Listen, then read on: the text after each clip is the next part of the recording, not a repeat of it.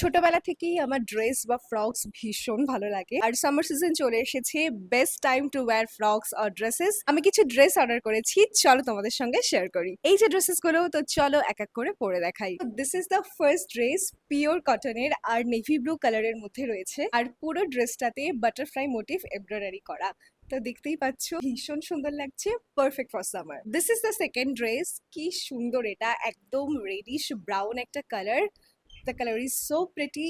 এখানটাতে white embroidery করা রয়েছে, আর আমার favourite V neck with lace details. আর কি চাই, আবার ভীষণ ভীষণ পছন্দ হয়েছে আমার ড্রেসটা। আর এটাও কিন্তু পিওর কটনের। থার্ড ওয়ান, সামারি ওয়ার্ড্রবে একটা হোয়াইট কালারের কিছু তো রাখতেই হবে, তো that's why I chose it. এটা কটন নয়, but the material is very good. আর পরার পরে তো দেখতেই পাচ্ছ ভীষণ সুন্দর লাগছে, খুব কিউট লাগছে দেখতে। নেক্সট আমি নিয়েছি এই পিস্তা গ্রিন কালারের ড্রেসটা, अगेन পিওর কটন, আর এখানেও এমব্রয়ডারি করা রয়েছে, আর রয়েছে full sleeves. So this is the dress. এটাও খুবই প্রিটি, মেটেরিয়ালটা ভীষণ ভীষণ ভীষণ সফট আর comfortable. Finally this is the last one. সব কালারই মোটামুটি যেহেতু নেওয়া হয়েছে, তো ভাবলাম একটা রেডও নিয়ে নিই, that's why I order it.